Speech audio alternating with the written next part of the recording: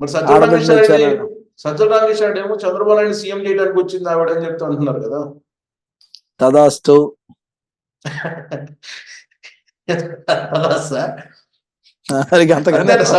కాదు, ఇప్పుడు ఆయన చంద్రబాబు నాయుడు కోసం వచ్చింది ఆవిడ అని చెప్పి ఆయన అంటుంటే మీరేమో తదాస్తు అంటున్నాను.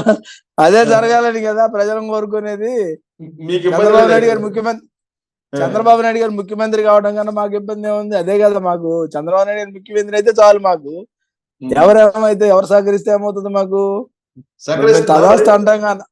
ఏమండి సహకరిస్తున్నారా మరి షర్మిలాకి మాకేం పని సహకరించడానికి? మాకు కాంగ్రెస్ పార్టీకి వ్యతిరేకంగా పుట్టిన పార్టీ. కొన్ని ప్రయోగాలు జరిగిన సందర్భంలో మేము కొన్ని ఇబ్బందులు వచ్చినాయి. మేము గతంలో తెలంగాణలో కాంగ్రెస్ తో పొత్తు పెట్టుకుంటే ప్రజలు ఏ విధంగా మమ్మల్ని కూడా మీరు కాంగ్రెస్ వ్యతిరేకంగా ఉన్నటువంటి వాళ్ళు ఏ విధంగా వెళ్తారనేది మాకు కూడా ఎదురు తగిలింది. ఆ తగిలిన తర్వాత ఇప్పుడు మళ్ళీ ఆంధ్రాలో మళ్ళీ తిరిగి ఆ ప్రయోగం మాకేం పని? ప్రయోగశాల కాదు తెలుగుదేశం పార్టీ. తెలుగుదేశం పార్టీకి ఒక విధానం ఉంది, దాని ప్రకారం వెళ్తాం. రేపు ఎన్నికల్లో గెలవడానికి మేము ఏం చేయాలనేది మా ఆలోచన మాకుంటది తప్ప అవతలోడి బలహీనత మా బలం కాకూడదు. మా బలం కావాలి.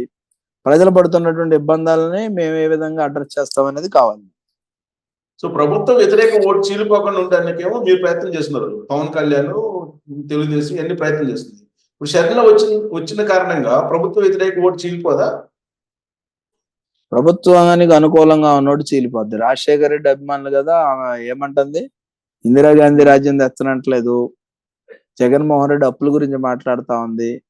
జగన్మోహన్ రెడ్డి ఆస్తుల గురించి మాట్లాడుతా ఉంది. జగన్మోహన్ రెడ్డి ప్రత్యేక హోదాని ఏ విధంగా చేశాడు అనేది మాట్లాడుతా ఉంది. ఆ సందర్భంలో మమ్మల్ని కూడా తిడతా ఉంది.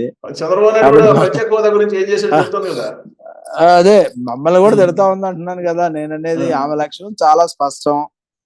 జగన్మోహన్ రెడ్డి, ఎందుకంటే నాకున్న ఇన్ఫర్మేషన్ గతంలోనే జగన్మోహన్ రెడ్డి 3 ఏళ్ల క్రితమే వాళ్ళ ఫ్యామిలీలో డిస్ప్యూట్స్ ఉన్నాయి. జగన్మోహన్ రెడ్డిని ముఖ్యమంత్రి చేసి నేను వదిలేసిన బాణం అయ్యాను అని చెప్పింది. అదేమో ఇప్పుడు ఎదురు తిరిగిన బాణం అయింది. ఆ రోజే నాకున్న ఇన్ఫర్మేషన్ చర్చిల్లో అనిల్ గారు కొంతమంది పాస్టర్లతో కూర్చొని నాకు తెలిసినటువంటి పాస్టర్లతో మాట్లాడి ఎట్టి పరిస్థితుల్లో జగన్ అధికారంలో రాకుండా అడ్డుకోవాలనేదే ఆయన అనిల్ స్పష్టంగా మాట్లాడాడు ఒక సందర్భంలో. దాని రికార్డు ఉందా, ఎవిడెన్స్ ఉందా అంటే నేను తేలేను కానీ అవును, నాకు సమాచారం ఉంది. ఆ ప్రయత్నంలో భాగంగా ఈరోజు జరుగుతా ఉన్నాయి. కాబట్టి ఇక్కడ తెలుగుదేశం పార్టీ ఈ రాష్ట్రంలో అధికారంలో రావడం అల్టిమేట్ అని మేము అనుకుంటున్నాం. దాన్ని సహకరించే వాళ్ళు శత్రువులు సహకరించవచ్చు, మిత్రులు సహకరించవచ్చు. మిత్రులకు ఆహ్వానం, శత్రువులకు నమస్కారం. మీరు సీనియర్ లీడరు, తెలుగుదేశం పార్టీలో ఖచ్చితంగా ఇన్ఫర్మేషన్ ఉంటుందని చెప్పి నేను అడుగుతున్నాను. బీజేపీ తోటి మీరు ఫైనల్ కు వచ్చేసారు పొత్తు పెట్టుకోవడానికి అనేది వినిపిస్తుంది. ఏంటి పొత్తుల విషయం అధిష్టాన నిర్ణయమే తప్ప అధిష్టానం ఎక్కడ నోరు తెరిచి ఏమీ చెప్పలేదు. ఊహాజనితమైనటువంటి ప్రశ్నలకు సమాధానం నా స్థాయి కాదు చెప్పేది. సరైన సమయంలో అధిష్టానం ఖచ్చితంగా వివరంగా ప్రజలకి మీకు కూడా తెలియజేస్తుంది. ఇప్పుడు మాకు అర్థం కాదు ఏంటంటే జనసేన తోటి పొత్తున్నాం అని చెప్పి బీజేపీ చెబుతుంది, మేము తెలుగుదేశంతో పొత్తున్నానని చెప్పి పవన్ కళ్యాణ్ చెప్తున్నాడు. మాకు అర్థం కానిటువంటి సిచ్యువేషన్ మాకు ఎప్పుడు దాదాపు నేను కూడా 30 సంవత్సరాల జర్నలిజంలో ఉన్నా, నాకు అర్థం కావట్లేదు. మీరు అంటే చెప్తారే వాళ్ళండి. ఇది చెప్పడానికి ఏముంది, అది వాళ్ళిద్దరు సంబంధించిన అంశం. ఇప్పుడు వియ్యానికి వచ్చినటువంటి అన్నదమ్ములు కలిసి ఉన్నారా లేదా అనేది మాకు సంబంధించింది కాదు. మేము వియ్యం అందుకొని ఎవరితో వియ్యం అందుకుంటున్నామో మా కుటుంబానికి మాకు సంబంధించినటువంటి అంశం. వాళ్ళ అన్నదమ్ములతో సంబంధించినటువంటి సంబంధ బాంధవ్యాలు వాళ్ళు చూసుకుంటారు, మాకు అవసరం లేదు అది. ఇప్పుడు మేమేంటి, పవన్ కళ్యాణ్ మేము కలిసి ఉన్నాం అంతే కదా, దానిలో తేడా లేదు. బీజేపీ పవన్ కళ్యాణ్ తో ఉన్నానని చెప్తా ఉన్నారు. అది పవన్ కళ్యాణ్ గారు ఏమన్నారు, కలిసి వస్తే కలుపుకుంటామన్నారు తప్ప ఆయన చాలా క్లారిటీ చెప్పిన తర్వాత దాని మీద అనుమానాలు ఏమన్నాయి? వాళ్ళిద్దరు సంబంధాలు మేము ఎలా మాట్లాడగలం అంటే అనుమానం ఎందుకు వస్తుందంటే, ఇప్పుడు పవన్ కళ్యాణ్ మాట్లాడినా మీరు మాట్లాడినా ఒకరు మాట్లాడినట్టే భావించాలి కదా, మీరు పొత్తులో ఉన్నారు కాబట్టి.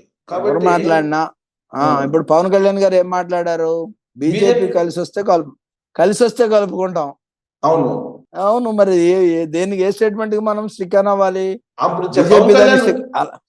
అలా కాదండి, బీజేపీతో స్టిక్ అని అవ్వాలా, జనసేన స్టేట్మెంట్ స్టిక్ అని అవ్వాలా?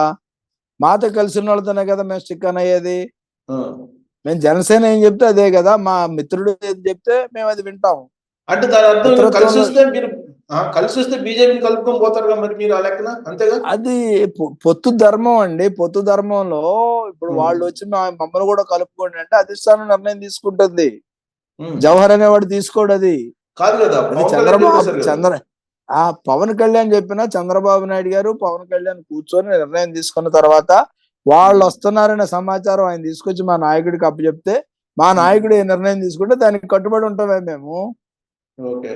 సరే, మేము నిర్ణయాల సరే నేను స్పష్టంగా నిర్ణయాల విషయంలో నిమిత్త మాత్రమే. ఓకే. సరే, మీరు చెప్పేదాంట్లో కూడా కాదు, అసలే కన్ఫ్యూజన్ లో ఉన్నాం మీ పొత్తుల విషయంలో, ఇంకా కన్ఫ్యూజ్ చేస్తున్నారు నన్ను. వద్దులేదు, ఇంకా అది ఇక్కడ మరింత క్లారిటీ వద్దులే అని ఇంకా రాలేదు, అందుకని అంతకు మించి. ఇప్పుడు ప్రశాంత్ కిషోర్ ఎందుకు వచ్చినట్టు ఇటీవల చంద్రబాబు నాయుడు దగ్గరికి? ఈరోజు స్టేట్మెంట్ ఇచ్చాడు కదా, నేను కేవలం ఆంధ్రప్రదేశ్ రాజకీయాలకు సంబంధించి ఎవరితో నేను స్ట్రాటజీలో లేను. ఒక స్టేట్మెంట్ ఇందాకనే వచ్చింది. చంద్రబాబు నాయుడు గారు నేను ఎప్పటి నుంచో కలుద్దాం అనుకున్నాను, వచ్చి కలిశాను, అంతే తప్ప దానికి రాజకీయ ప్రాధాన్యత లేదని ఆయనే చెప్పిన తర్వాత ఆయన దానికి మనం ఏం చెప్తాం? అంటే చంద్రబాబు నాయుడు చూడడానికి వచ్చారా ఆయన అని మనం ఏదైనా అవ్వచ్చు. నేను మీకు ఒక్క నిమిషం ఆ స్టేట్మెంట్ చదువుతాను, ఆయన ఇచ్చింది చూసారా? చూసానులే కానీ, అంటే చంద్రబాబు నాయుడు చూడటానికి వచ్చారా అని ప్రశాంత్ కిషోర్ చూసి పలకరించడానికి వచ్చాడు అనుకోవాలా మనం? మరి ఏదైనా అనుకోవచ్చు, తప్పేం కాదు. ఒక రాజకీయ వ్యూహకర్త ఒక్కొక్క సీనియర్ పొలిటీషియన్ కలిశారని అంటే వ్యూహాలు చేయట్లేదు అంటున్నాడు కదా. అంటున్నారులే, అంటానికి పైకి ఎవరు చెప్పరు కదా. అయ్యో, అదేలాగా వాళ్ళు అన్నదే కదా మనం చర్చించాల్సింది, మనసులో దూరేం చెప్పలేం కదా. అంటే వాళ్ళు అన్నది మనం నమ్మాల్సిందని అంటారు. నమ్మటం నమ్మకపోవటం మన విచక్షణ అధికారం, అది మన ఇష్టం.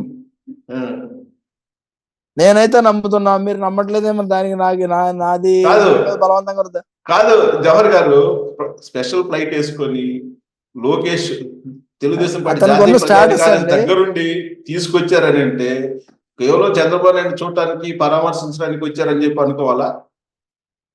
ఏం అనుకోవచ్చు అండి. మొన్న చంద్రబాబు నాయుడు గారిని పలకరించడానికి వచ్చిన వాళ్ళందరినీ కూడా మేము అలాగనే సగౌరవంగానే తీసుకెళ్లాము, ఈయన కూడా అలాగే తీసుకెళ్లాము. దానిలో తప్పేముంది? కలవకూడదా చంద్రబాబు నాయుడు గారు?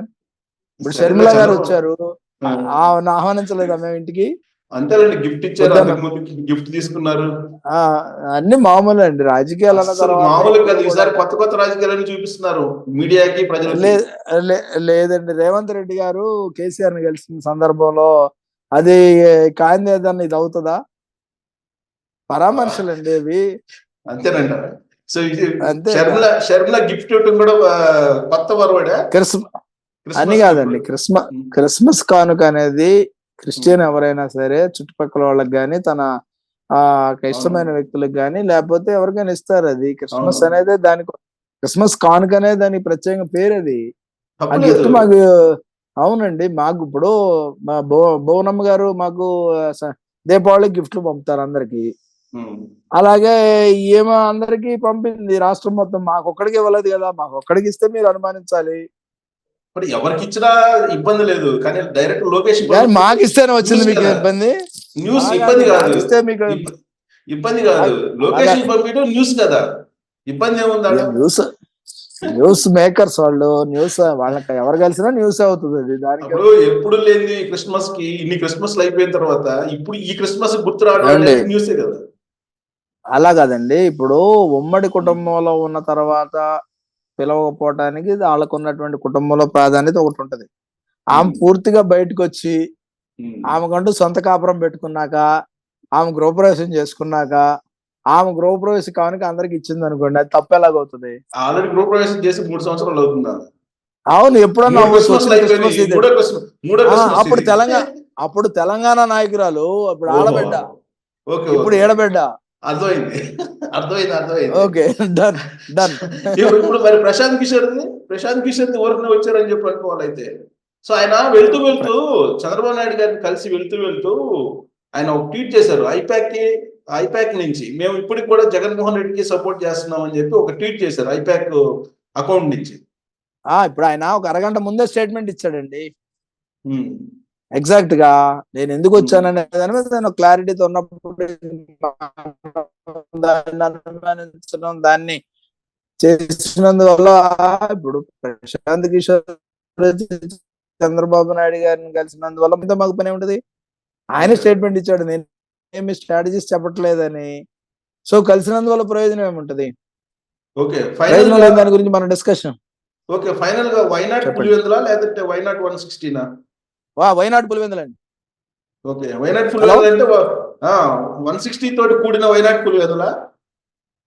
175 కి మేము ఇప్పుడు కూడా వైనాట్ 175 అనేది వాళ్ళ నినాదం ఏమో గానీ, మేము రాజకీయంగా అన్ని నియోజకవర్గాల్లో కూడా మేము పోటీ చేస్తాం, గెలవాలనే చేస్తాం. సో వైనాట్ పులివెందుల దాని అర్థం 175 అంతే. ఇంక్లూడింగ్ పులివెందుల. రైట్, ఓకే అండి. Thank you Jawahar garu. Right, thank you. చూద్దాం. థ్యాంక్ యూ నమస్కారం. Right, thank you. నమస్కారం. So Telugu Desam party why not Pulivendula దిశగానే వెళ్తుంది. సో రాబోయే రోజుల్లో అది సాకారం అవుతుందో లేదో చూద్దాం.